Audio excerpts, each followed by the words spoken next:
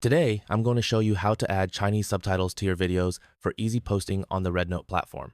With 1.4 billion Chinese users, it's a great way to promote your content. The whole process is very simple.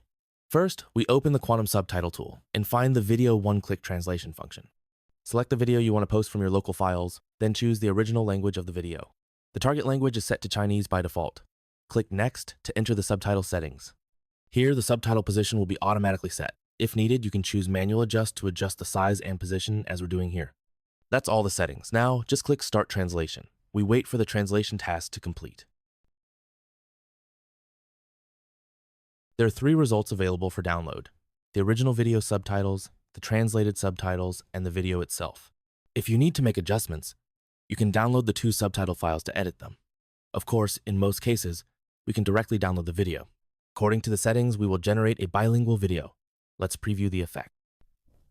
Hey everyone, today's star isn't me, it's this little guy, my cat, Ginger. Yep, you saw that right. It's this. Alright, that's all. It's very easy to add Chinese subtitles to your Rednote videos.